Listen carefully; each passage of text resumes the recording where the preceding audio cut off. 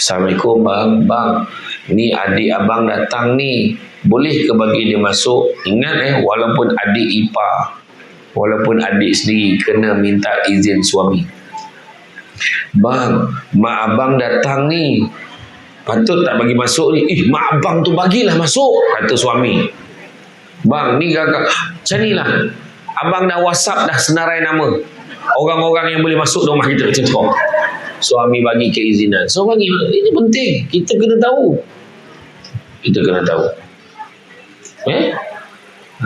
Jangan kita lupa. Nak keluar rumah, abang senak keluar ajak pergi beli sayur. Pergi dalam Mekah, aku tanya aku nak beli sayur. Tak ada bang, abang dah lupa ke macam mana? Yelah, pergilah. Kan? Jadi minta izin suami. Tapi kalau dalam keadaan kecemasan, jangan minta izin. Rumah dah terbakar, kau nak minta izin apa lagi? Bomba tu puas mengelak, keluar kak. Belum dapat izin lagi. Dalam terbakar ni, kita untung suara badan ni. Keluar, selamatkan diri dulu. Faham ya? Tu kena ingat tu. Kemudian begitu juga ketika memberi nafkah pada keluarga yang saya sebut tadi, bagilah nafkah zahir dan batin. Bila kata nafkah Rajim, Bismillahirrahmanirrahim. Assalamualaikum warahmatullahi wabarakatuh. Alhamdulillahillazi arsala rasulahu bil huda wa dinil haqq liyuzhirahu 'ala dini kullihi walau karihal kafirun wa karihal musyrikun wa karihal muslimun. Subhanaka la ilma lana illa ma 'allamtana innaka antal alimul hakim. Rabbi syrah li sadri wa yassir li amri wa hlul 'uqdatam min lisani yafqahu qawli.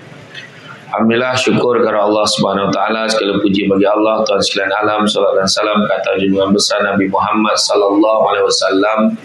Terima kasih banyak diucapkan depan pengurusi acara. Bagi yang lagi dikasih Muhammad Datuk Seri Dr. Adham Baba. Tok, lama tak jumpa. Kan nampak muda, yang pakai mask nampak muda selalu. Itu juga Tuan Haji Arba'in, begitu juga Cik Rosli, begitu juga semualah yang VIP dan seterusnya, tuan-tuan dan puan sekalian. Puan tu lebih sikit, tak apa hal perempuan ramai kan, lelaki makin tak ada kan. Saya ceramah dekat pusat aktiviti warga emas tu, saya tengok semua perempuan. Saya kata mana apa ibu lelaki ni, menyaut makcik lelaki habis mati dah. Jadi tak apalah kan.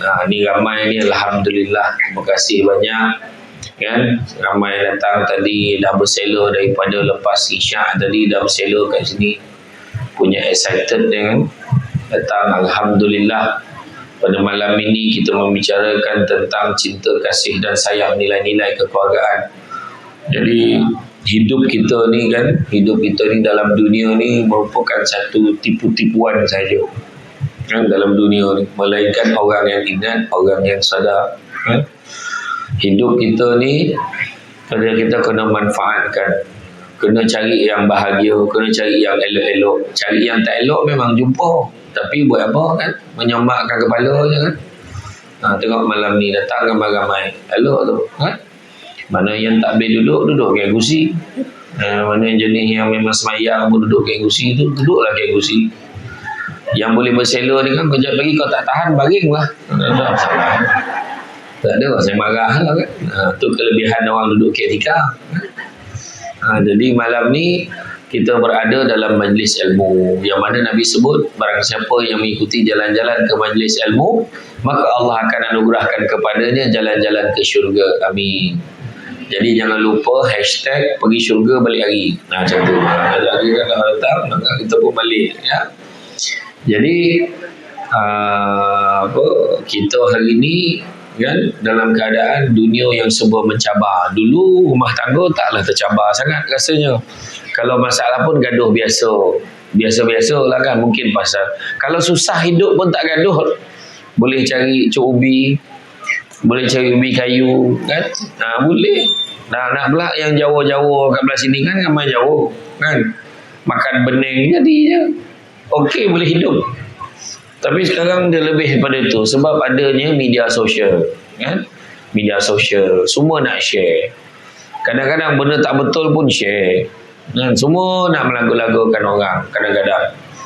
Itulah fenomena akhir zaman ni. Macam saya share dulu kan, fenomena akhir zaman. Rumah makin besar, orang makin tak ada. Bukan orang makin ramai dalam rumah tu, orang makin tak ada. Seorang-seorang keluar, seorang masuk asrama, seorang masuk universiti. Rumah makin besar, orang makin tak ada. Pendapatan semakin tinggi, ketenteraman jiwa semakin kurang. Melancung satu dunia, jiran sebelah rumah pun tak kenal. Perubatan semakin canggih, penyakit semakin banyak. Tanyalah Datuk-Datuk ada hamba bor. Berlambak penyakit sekarang. Cikukunya, influenza, COVID-19. Orang sini tak faham COVID-19, COVID-19.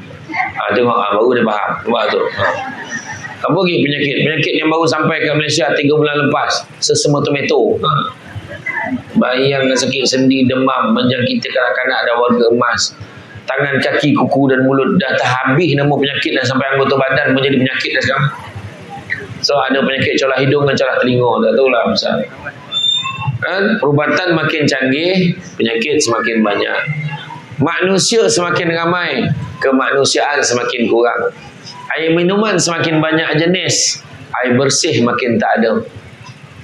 Air minuman makin banyak jenis, extra jos, tembici, temikai leci, kopi kai, kopi campur temikai, bantai, kan macam-macam air ada kan. Itulah dia. Makin canggih, tapi air kan, air bersih semakin tak ada. Rakan di media sosial semakin ramai, teman sejati makin tak ada. Belajar semakin tinggi, adab semakin kurang. Belajar semakin mudah, guru semakin tidak dihargai. Kan? Apa lagi? Dan begitu juga teknologi maklumat semakin canggih, fitnah dan aib semakin tersebar. Iyo tuan-tuan. Berapa ramai orang yang berpecah belah, bergaduh disebabkan oleh media sosial, tuan-tuan dan puan-puan sekalian. Di sebalik kepincangan, kita tengok dalam Malaysia sekarang, satu pasangan bercerai setiap 13 minit. Bayangkan. Satu pasangan bercerai setiap 13 minit. Betapa kritikalnya. Makna setakat saya ceramah ni dah mula cerai seorang dah. Dah 13 minit kan. Dah cerai seorang. Apa sebab jadi macam tu? Sebab kadang-kadang permulaan asas mula nak berkahwin pun kadang-kadang fail. Kenapa nak kahwin? Tanya budak tu, kenapa nak kahwin? Imam pun tanya, kenapa kamu nak kahwin? Imam, saya merasal tak nak kahwin. Mak bising. Sebab mak bising dia kahwin. Untuk makluman semua, mak ni memang bising. Itu memang biasa. Tapi jangan jadikan sebab nak kahwin sebab mak bising. Mak ni memang bising. Bila kau nak kahwin? Bila kau nak kahwin? Bila dah kahwin? Bila kau nak beranak? Bila dah beranak, anak lelaki. Bila dah dapat nak perempuan? Dapat nak perempuan beranak, aku cakap dah salah pula beranak. Mak ni memang macam tu. Kenapa kau nak kahwin? Kawan-kawan habis kahwin dah mam, tinggal saya je belum. Kenapa kau nak kahwin? Umur saya banyak dah. Yang seorang, kenapa kau nak kahwin? Saya geram tengok budak perempuan tu. Bayang. Susah nak jumpa orang lelaki bila di masjid imam tanya, kenapa kamu nak kahwin? Mam, saya nak kahwin kerana Allah. Susah nak jumpa lelaki jawab macam tu. Biasanya lelaki jawab kahwin kerana Allah ni biasanya lelaki yang dah kahwin. Yang faham-faham. Sampai hati abang buat saya macam ni. Kenapa abang buat saya macam ni? Kerana Allah. Kan? Jadi asas mula kita nak berkahwin. Kita tengok macam mana Nabi ajar. Nabi ajar kalau nak kahwin ni tengok 4 perkara. Tengok li jamaliha, tengok kecantikan dia, tengok rupa paras dia. Kena tengok juga. Sebab nak menghadap dia bukan sehari dua. Kalau hari pertama lagi muka je dah merayau macam mana? Kan? Kena cari yang lawa. Jangan marah. Alah macam tu tak fair lah. Bukan senang nak dapat yang lawa. Tak. Lawa ni subjektif. Setiap orang maksud lawa tu berbeza. Kan? Maksud handsome tu lain-lain. Setiap orang. Lawa tu macam mana? Ada orang tu gigi dia jarang-jarang, lawa sangat kat dia. Ada orang tu suka perempuan yang gigi taring, melengkar taring tu keluar. Dia suka ni. Ada orang tu dia suka yang cabi-cabi sikit. Tahu cabi-cabi? Yang tembam-tembam sikit. Yang kurus-kurus dia tak suka sebab peluk tak best. Bila peluk tu heleh. Tak nak. Dia nak yang peluk tu zom. Macam okey. Kan? Jadi berbeza-beza. Yang pertama li jamaliha, kedua li hasabiha, tengok keturunan dia.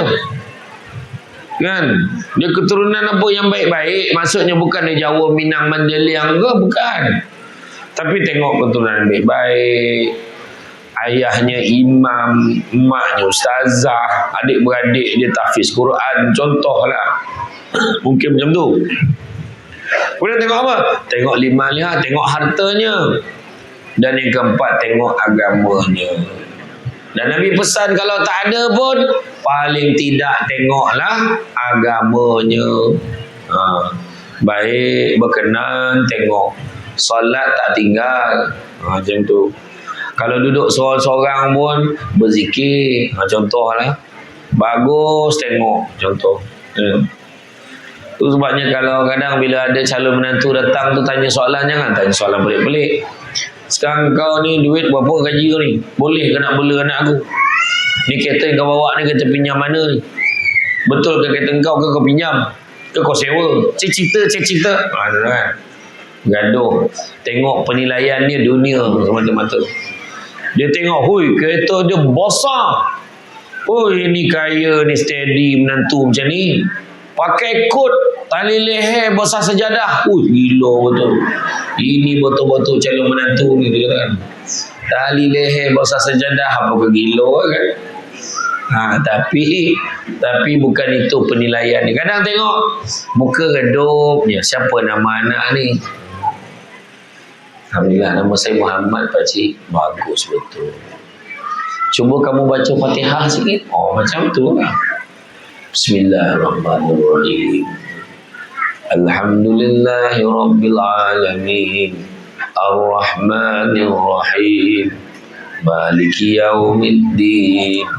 Suka. Bagus. Cuba kamu baca surah. Dia penilaian tu kena buat macam tu dah sekarang. Itu yang ada 3 budak datang kat kampung tu, datang nak minang anak dia. Nama kamu siapa? Nama saya Ahmad Duha pakcik, kamu baca surah Duha. Dia pun baca wadduha wal laili iza saja ma wadda'aka rabbuka wa ma qala. Bagus. Nama kamu siapa? Nama saya An-Nas pakcik, kamu baca surah An-Nas. Senyum budak tu sebab surah dia pendek. Bismillahirrahmanirrahim. A'udzu birabbin nas, malikin nas, ilahin nas, min syarril waswasil khannas. Budak yang ketiga tu dah berpeluh, nama dia Yasin. Sudah matilah aku, kenapalah nama aku, mak aku bagi nama macam ni, ya Allah. Sudahnya dia pun tanya, bagus, sekarang kamu pula, nama kamu siapa? Terus terang pakcik, nama saya Yasin, tapi mak ayah saya panggil saya Allah Wahad. Nampak sangat menipu, melampau betul menipunya. Bolehlah lagi panjang nama gelaran benar-benar betul. Tergelak pakcik tu, agak-agak lah nak menipu pun. Dia kata, tak apa pakcik, tak akan suruh kau baca surah Yasin. Tak apalah, baca Fatihah, pakcik nak dengar. Tu penilaian dia biar agama. Betul. Kadang-kadang cari duit banyak, kereta besar, harta banyak, belum tentu lagi baik buatkan anak kita. Kan? Tu ada. Dia ni memang sebelum kahwin memang pijak semut apa? Dia mati, bukan tak mati. Punya penyayang kat binatang, terpijak lah semut, kesal ni. Nyampah kan. Kadang tu lah dia. Sebelum kahwin ni memang baik semua. Allah. Kalau pergi rumah bapak saudara dia tu kan, bawa bakal kan, bawa rumah pak saudara yang baby kecil-kecil tu, memang tak boleh baca. Masa tu bawa bakal menantu, ya Allah, sukanya tengok baby ni, comelnya. Lepas tu yang boyfriend dia kata, you suka baby ke? Dah lama suka baby, tak sabar nak ada baby sendiri. Nak nyampah lah. Suka tengok baby ni. Betul ke sugar baby? Betul. Tak salah I pilih you. Bapak saudara kat dapur tu. Muntah. Nak uji ni bawa pergi rumah pak saudara, mak saudara yang anak tak tidur diam. Masuk dalam rumah tu, zoom. Sapak ya Allah. Budak tu banyak kipas semua. Dahsyat betul. Sekali berlaga bab, kena bab tak apa. Sikit aja ni. Tu bagus. Bab berdarah. Tak apa, okey aja. Wah, kena dengan budak. Tapi kalau kena tak sama, bab sik baik rumah kau. Memang tak ada. Kan? Kena cek betul-betul. Tu sebabnya kalau kita tengok dalam mengatasi kepincangan keluarga pada hari ini, yang pertama Nabi kata jangan membenci pasangan yang beriman. Pasangan yang baik jangan kita benci. Kan? Dalam satu hadis, bagaimanakah Abu Hurairah radhiyallahu anhu berkata, Rasulullah SAW bersabda, janganlah seorang mukmin membenci wanita yang beriman. Jika dia membenci salah satu perangainya, maka masih ada perangai lain yang menyenangkannya. Orang perempuan biasalah, kan? Orang perempuan di rumah hobinya apa? Berceramah walaupun tak ada tajuk. Dia tak ada tajuk, dia akan berceramah kat rumah. Awak apa dia pergi mandi, astaghfirullahalazim, la ilaha illallah. Dia mula non-stop. 4 perkara yang bengkok dalam dunia. Yang pertama, sungai tak lurus, bengkok. Yang kedua, akar kayu. Yang ketiga, perempuan. Yang keempat, politik saja itu. Mana dulu urus politik ni? Wah, pening kepala tu, pening. Iya, orang pangkah ni tak nak ni, orang pangkah ni tak nak ni, dua-dua dapat tu, tak nak. Rezeki, nak cakap apa? Tuhan ni kan, kalau dia dah tulis tu lah dia. Nak cakap apa? Tapi bukan cerita tu lah, ni orang perempuan bengkok. Kan? Kalau saya kata tak nak tu maknanya nak. La ilaha illallah perempuan ni. Kenapa kau menyusah dengan orang lelaki? Kan? Awak nak ke tak? Gantilah. Awak nak makan kat mana? Ke awak lah. Itu membawa lah naik kereta.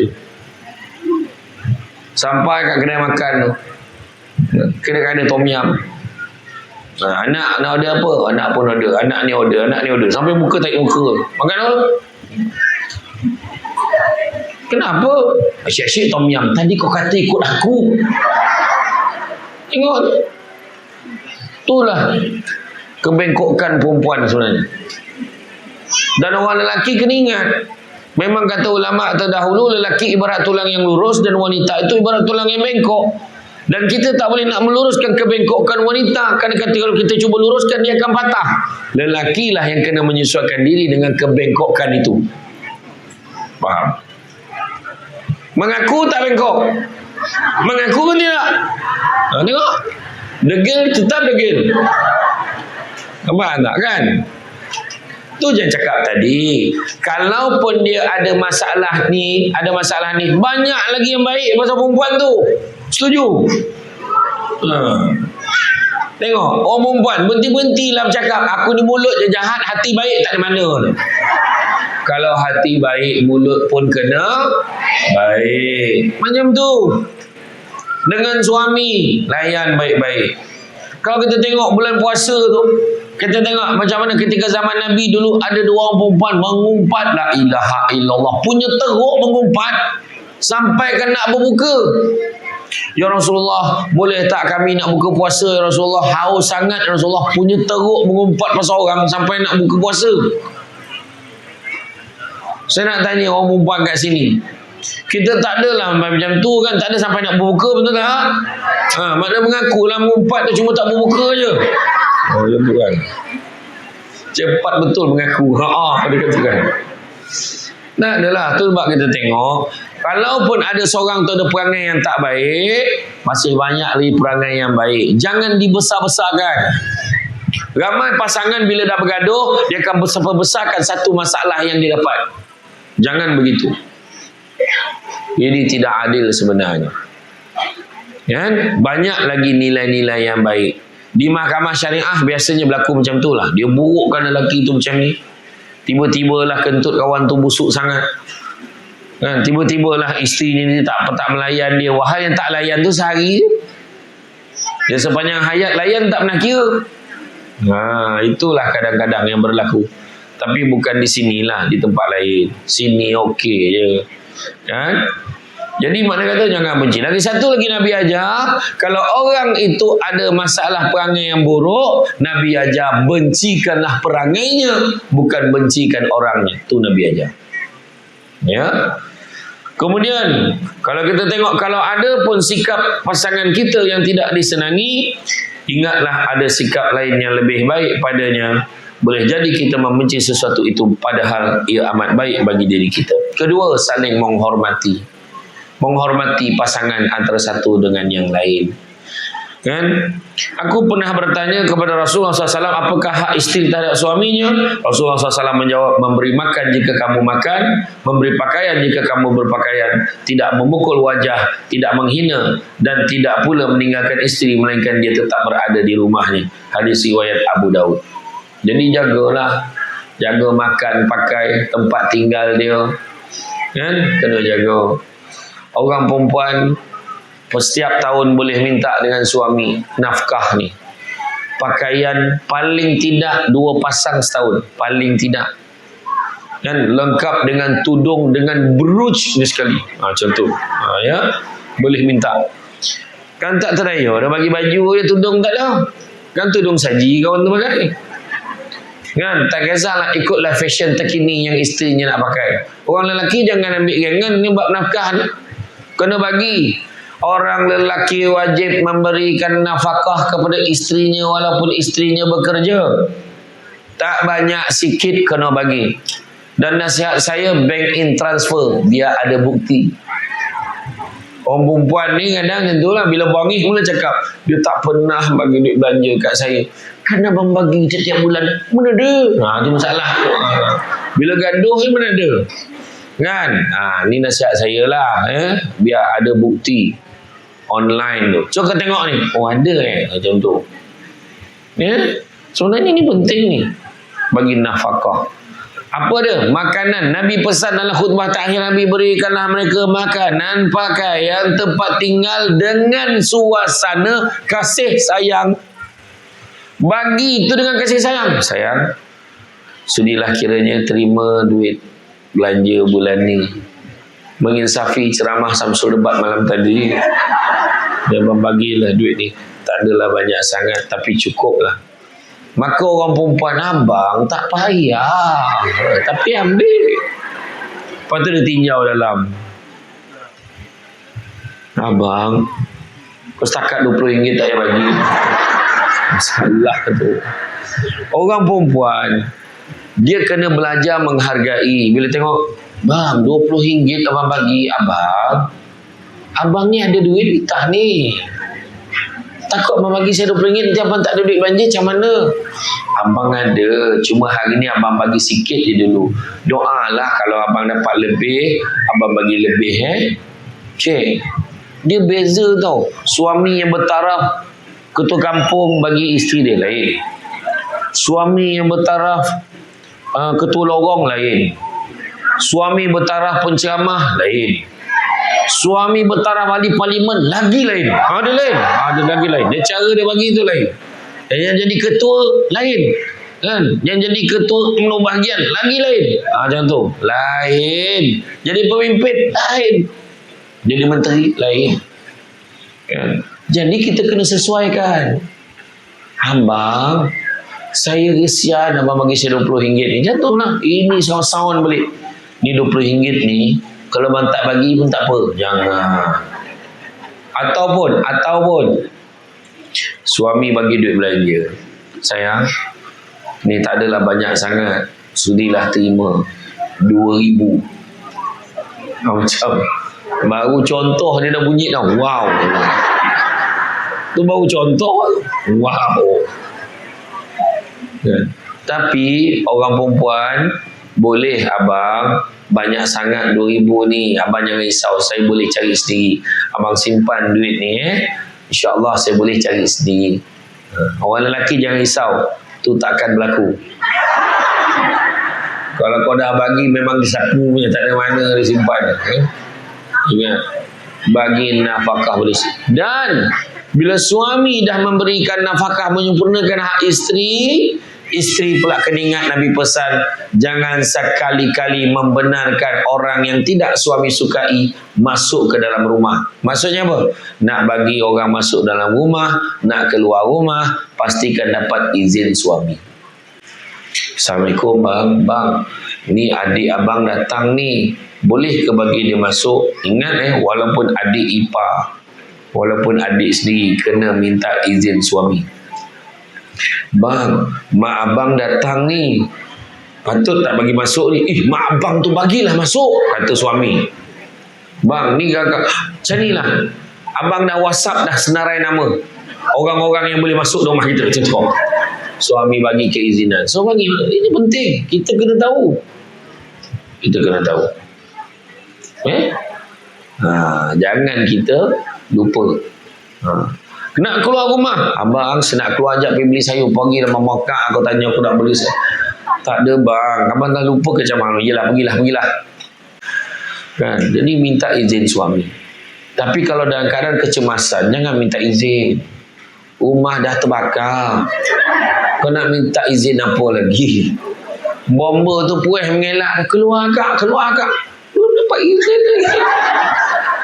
Dalam terbakar ni, kita untung suara badan tu keluar, selamatkan diri dulu. Faham ya? Tu kena ingat tu.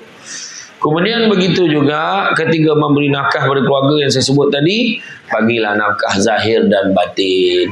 Bila kata nafkah zahir, makan, pakaian dan tempat tinggal. Bila sebut batin, automatik semua senyum. Ingat nafkah batin bukan hanya terhad yang gitu-gitu aja.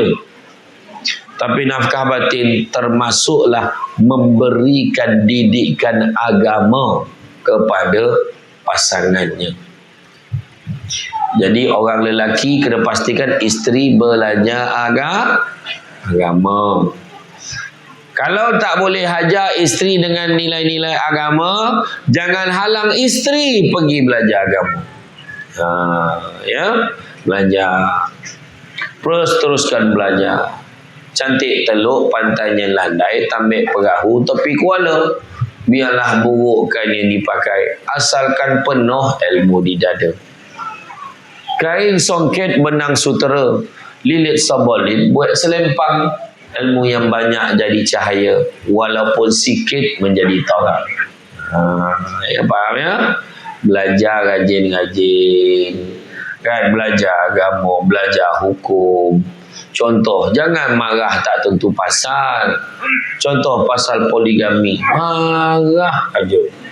Nak marah, marahkan orangnya, jangan marahkan hukum. Hukumnya elok, hukumnya baik. Yang salah tu kadang-kadang orang yang tak mampu melakukannya. Faham tak? Perempuan faham? Jangan marah aja. Kahwin lebih tu kadang-kadang ada sebab. Faham?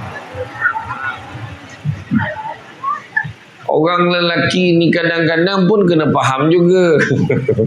Kan? Berlaku adil. Dan kalau berlaku adil, semuanya jaga elok, tak ada masalah. Betul tak perempuan?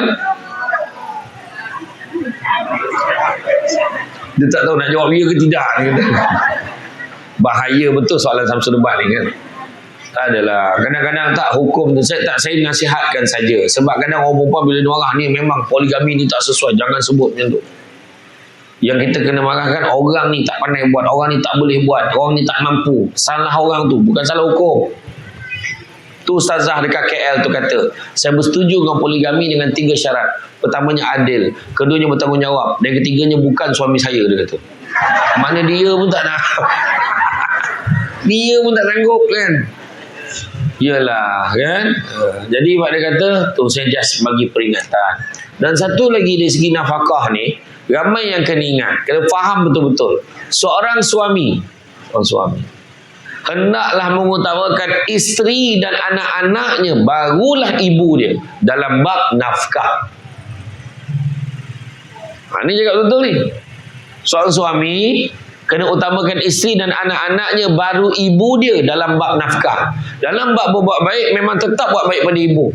Sampai bila-bila abadan tak habis ibu bapa memang kena buat baik. Tapi dalam bab nafkah kena utamakan isteri dan anak-anaknya dulu. Tu sebab kalau ibunya faham, bila bagi duit belanja kat mak, ni duit belanja bulan ni mak.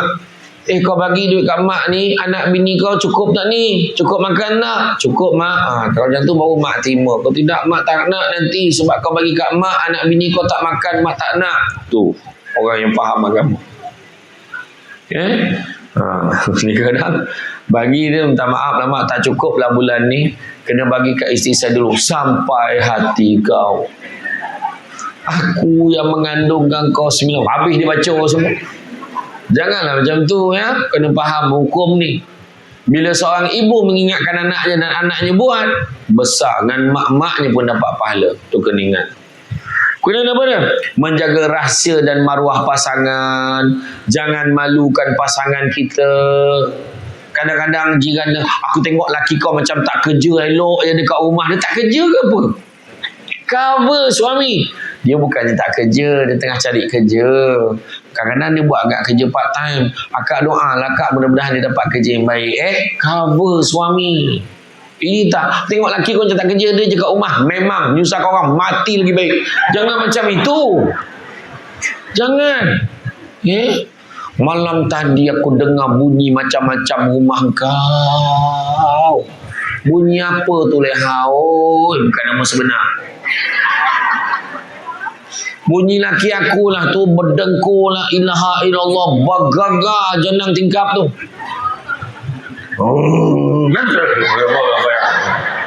La ilaha illallah. Jaga, jangan burukkan suami kita. Lagi satu lagi, kita ni bermesra. Dalam suami isteri ni empat benda kena buat sesama. Pertama, solat sama-sama. Solat sama.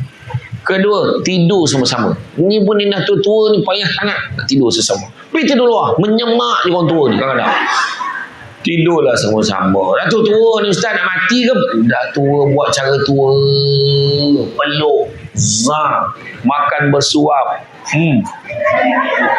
Abang tu telinga tu dia tak nampak lah. Telinga mana bawa ke depan sini abang. Betul. Kan tidur sama-sama. Lepas tu apa? Jalan sama-sama. Malam lepas ceramah ni, bangku sebelah macam tu anak-anak semua dah tidur. Start motor, tolak motor sampai luar.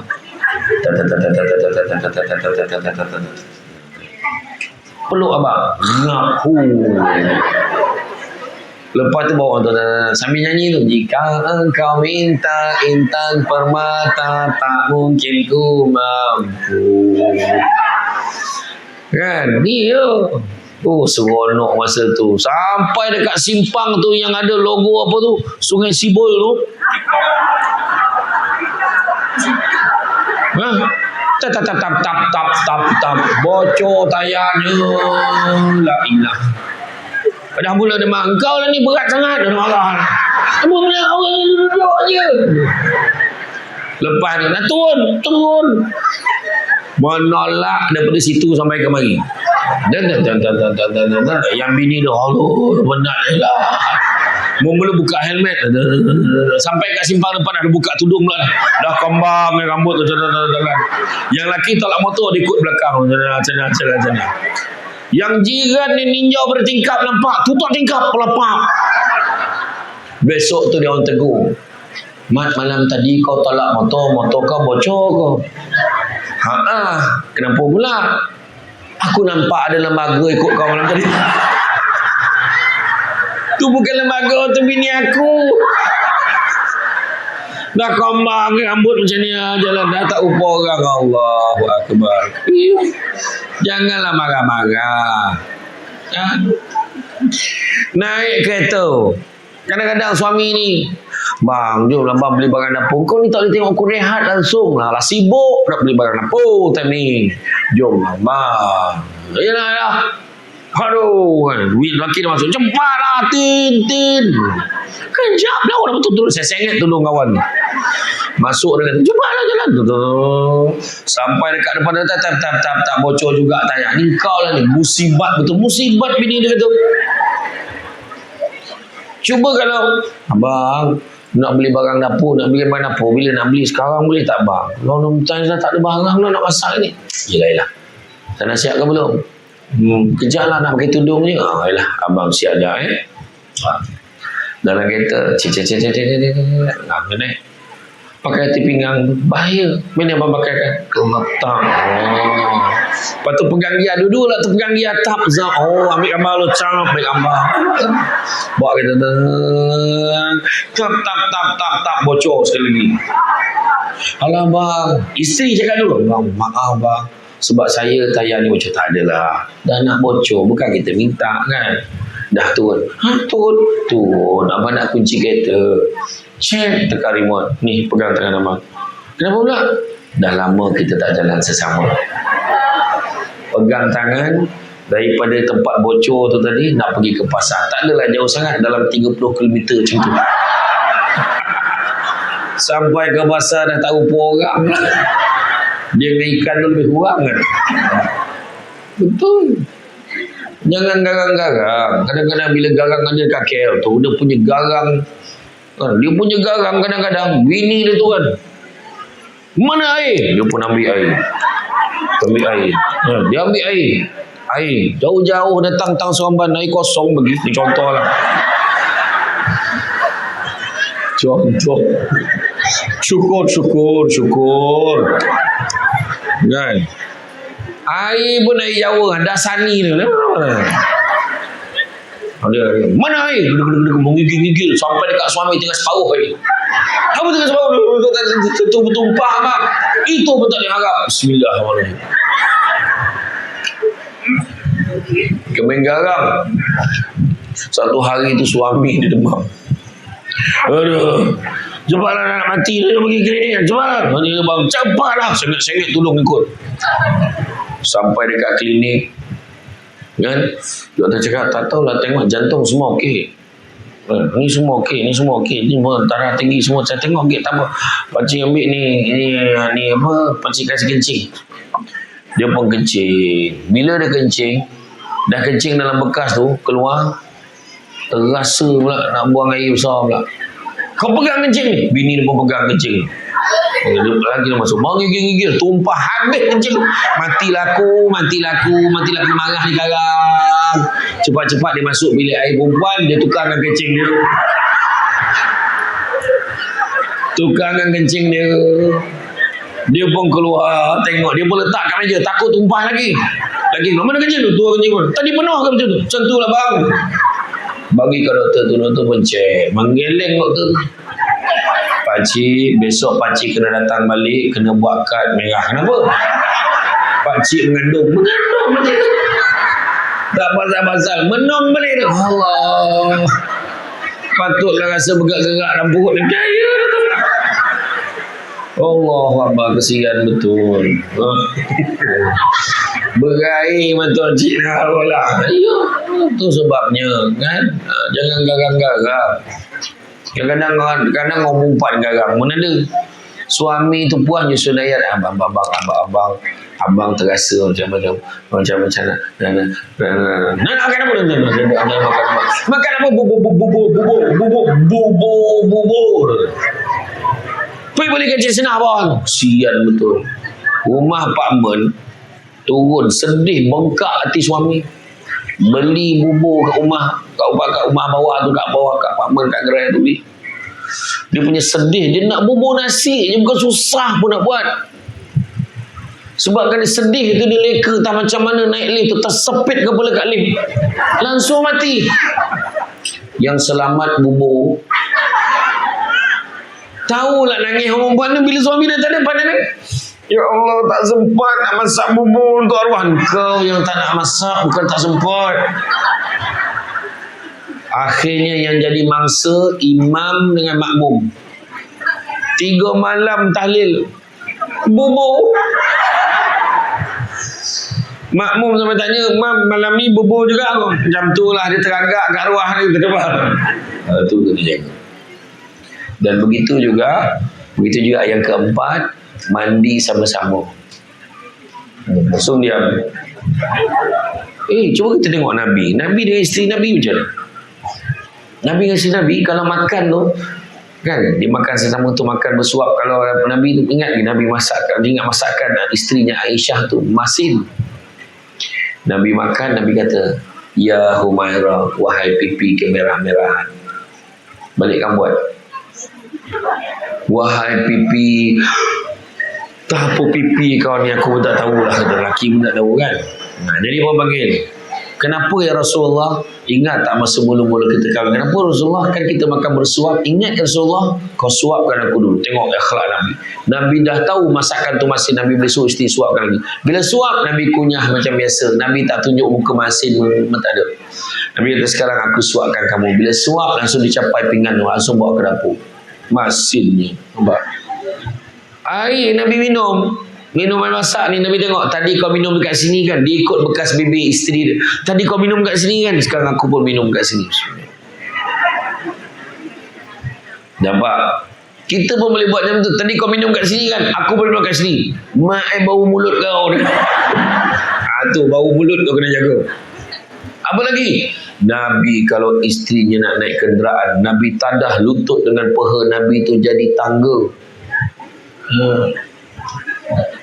Tapi kita kalau nak tadah lutut dengan peha kita jadi tangga, kaji dulu kilogram bini kita. Jangan main tadah, la ilaha illallah. Apa yang kau makan ni timah hoi. Perak patah pula. Satu hal. Ya, kena kaji. Ya, tapi isteri kita tak naik kuda, tak naik unta, dia naik kereta. Bukakanlah pintunya ke letang. Abang sesusah aja. Abang. Apa lagi? Mandi sama-sama. Nabi dan isteri Nabi mandi sesama. Saya camah kat simpang Renggam, menyaut makcik tu, tak muat besen. La ilah. Siapa suka pakai besen? Kau seorang je dah tak muat. Aduh. Kau jumpa dengan Haji Arba'in tu, kau jumpa dengan imam, mam pinjam bekas mandi jenazah tu pinjam. Tontu bos. Nabi dengan isteri Nabi mandi bersama dalam bekas yang sama, dikatakan tanpa surat benang. Isteri Nabi siramkan air dekat Nabi. Nabi siramkan air pada isterinya. Bila isterinya siram balik, Nabi kata, cukup wahai isteriku, habis air ini nanti. Balik ni malam, jangan tunggu lagi. Tak dapat ada bekas dalam shower tu boleh. Assalamualaikum. Suami boleh. Assalamualaikum. Mana pula bini aku? Assalamualaikum. Sayup dengar. Salam dalam bilik air. Macam tu. Iya. Ada lah yang tak teraya menengoknya. Siapa suruh tengok? Mandi malam, tutup lampu agak-agak. Abang, mana pula lagi aku ni? Abang, buka lampu. Dah terbaring orang tua tu. Dia tak biasa, dia terperanjat. La ilaha illallah. Ini contoh. Ya. Jadi kita ni, kebahagiaan rumah tangga ni, saya ada share 5 kunci. Kunci yang pertama, kunci rumah. Sistemkan rumah tangga ikut sistem agama Islam. Bangun pagi, subuh sama-sama. Macam mau betul. Kadang-kadang orang perempuan kan, dia bangun, dia lepaskan nyawa dia je. Dia bangun awal, dia semayang, dia tengok lelaki dia. Dia pun salat. Bismillahirrahmanirrahim. Macam seorang nak masuk syurga.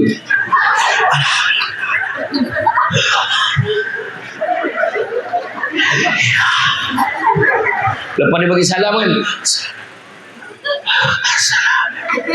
waktu dia lap muka dia kan, dia pandang suami dia kat katil sambil ngelak tu. Neraka lah orang tua ni, habis sedapnya kau. Kejut suami untuk subuh sesama. Abang, bangunlah subuh sesama. Abang, kalau macam tu lah cara kejut, sudahnya dua-dua tak subuh. Kau mengejut, kau mengajak ni dia kata. Kejut suami. Abang, kalau dia payah nak bangun, jeritkan. Abang, api, mana? Pergi neraka.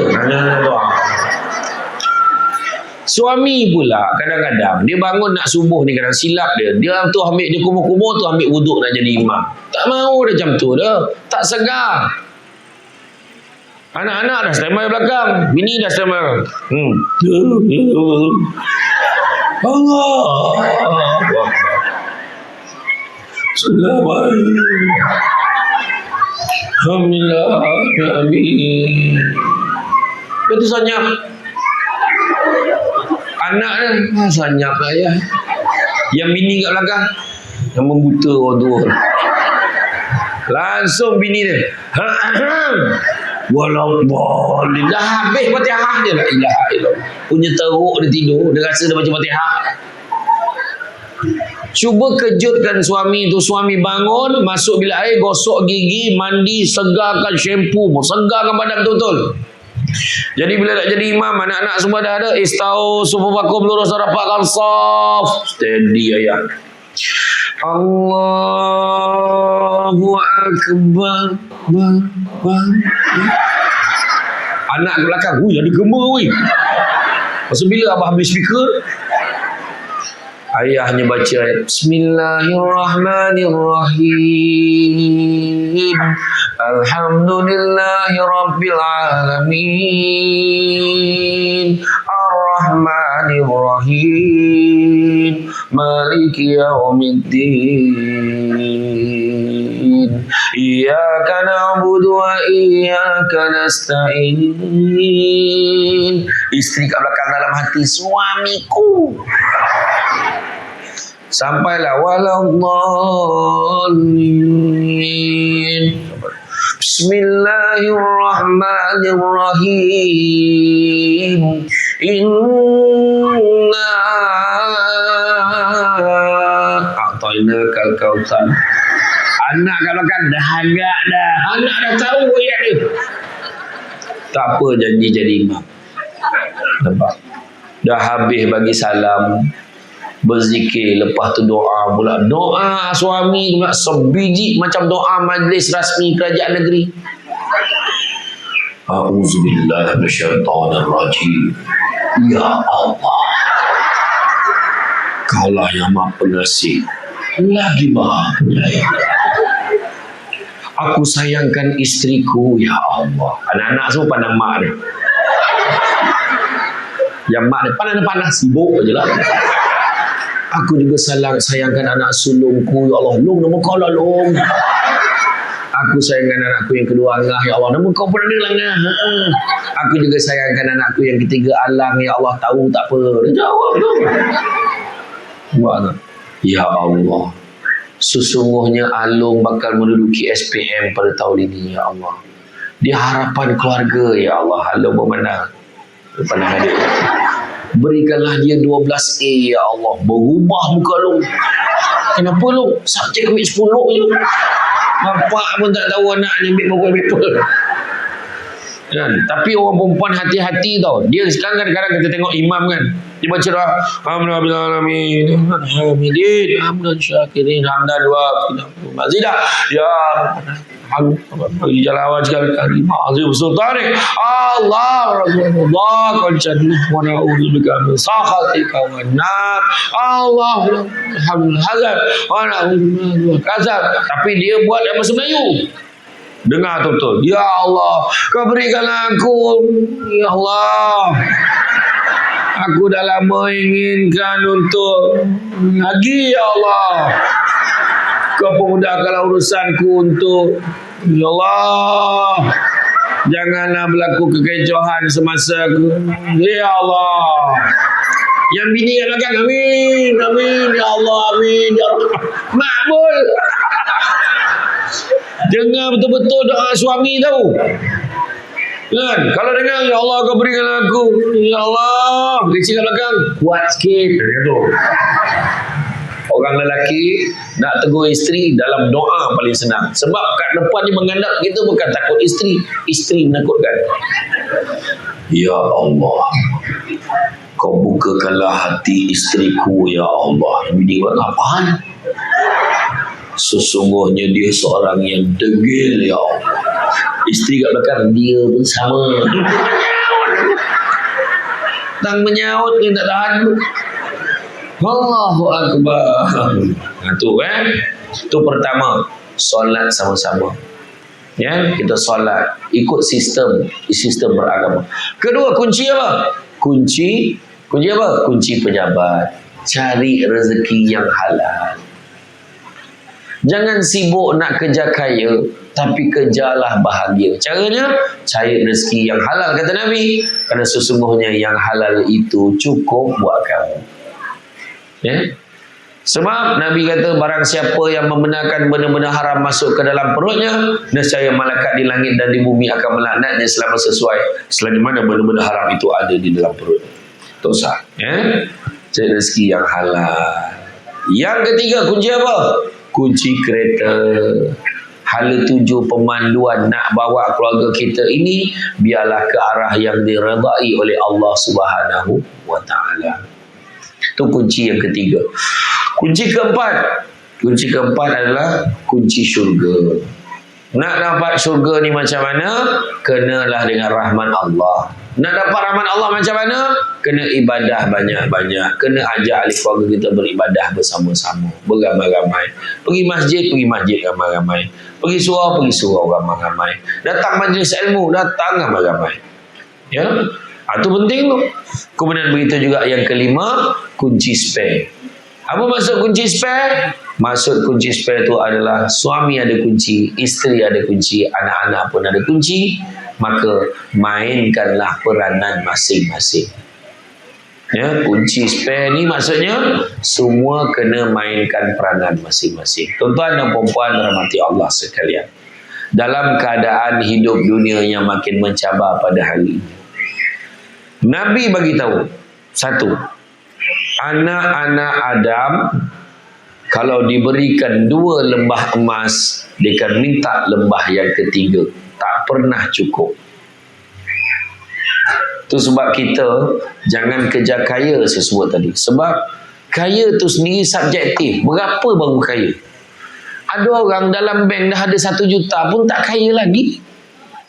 Dalam bank ada 500,000, belum kaya lagi. Nak lagi. Itulah anak-anak Adam. Tetapi Nabi sebut, cari rezeki yang halal, kerana yang halal itu cukup buat kamu. Itu saya sebut tadi, ingat kan? Dan begitu juga Nabi sebut, manusia yang paling kaya adalah manusia yang merasa cukup dengan apa yang dia ada. Kemudian seterusnya, Nabi ajar kita tentang atas dan bawah. Nabi kata apa? Tangan yang di atas lebih baik daripada tangan yang di bawah. Memberi lebih baik daripada yang menerima. Dan begitu juga Nabi sebut pasal atas bawah. Nabi kata, banyakkanlah melihat yang di bawah daripada melihat yang di atas. Kerana dengan melihat yang di bawah, kamu akan lebih bersyukur dengan apa yang kamu ada.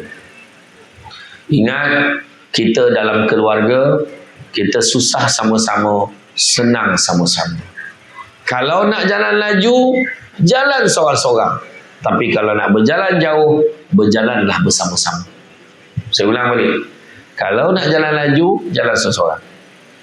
Tapi kalau nak berjalan jauh, berjalanlah bersama-sama. Hidup kita antara B dan D. Birth and death. Kelahiran dan kematian. B dan D. Antara B dan D, di tengah-tengah tu ada satu huruf lagi. Apa hurufnya? Lama lip. Apa dia? C. Kita ada choice. Kita ada pilihan hidupnya macam mana nak kita jalani. Dan begitu juga yang terakhirnya saya nak pesan kepada semua, bagaimana dalam satu ayat Allah Ta'ala bagi tahu kepada kita dalam surah Asy-Syura ayat yang ke-20. Allah bagi tahu. Allah sebut apa? Allah bagi tahu, barang siapa yang mengejar keberuntungan akhirat, nescaya kami akan tambahkan keberuntungannya itu. Namun barang siapa yang mengejar keberuntungan dunia, nescaya kami akan berikan sedikit saja daripada keuntungan dunia itu, dan takkan ada satu bahagian pun untuknya di akhirat kelak. Percaya cakap saya. Allah Ta'ala beritahu itu benar dah. Kejar akhirat, dunia pun dapat. Tapi kejar dunia dapat sebahagian, tapi akhirat tak dapat apa pun, maka rugilah kita. Itu sebabnya malam ni alhamdulillah syukur tengok. Yang sudah-sudahlah tuan-tuan dan puan-puan sekalian. Tak usahlah gaduh-gaduh lagi. PRU dah settle. Jangan gaduh-gaduh. Masyarakat kita tautkan hubungan. Ya, jangan gaduh-gaduh ya. Macam ni elok duduk ramai-ramai macam ni kan, tak usah kira-kira. Janganlah kita sound jiran kita. Apa perasaan kau bila dah kalah ni? Jangan macam tu. Kau cari pasal namanya tu. Janganlah kau marahlah kawan. Aku rasa kau dah cukup lah. Kan? Ya, kita ni jaga silaturahim. Sebab Nabi sebut apa? Nabi sebut tidak ada dosa yang lebih berhak Allah segerakan seksa di atas dunia dan simpan seksa di akhirat, iaitu dosa menerhaka kepada kedua ibu bapa dan juga dosa memutuskan silaturahim. Tolong jaga. Ya. Jadi tuan-tuan dan puan sekalian, saya ucapkan terima kasih banyak. Bak kata orang, kan saya ni datang daripada Negeri Sembilan, kata adat banyak kiasan, ditunjuk dia tetapi bukan, bergulung pendek panjang dirontangkan, memang takkan faham kalau tak direnungkan. Jadi mana yang boleh direnungkan, boleh diambil pengajaran, ambillah. Ya, kalau mana boleh kita sebar panjangkan kepada yang lain. Tuan-tuan dan puan-puan sekalian, sepandai-pandai tupai melompat, akhirnya jatuh ke tanah jua, walaupun perkongsian sudah tamat, mudah-mudahan meresap ke dalam jiwa.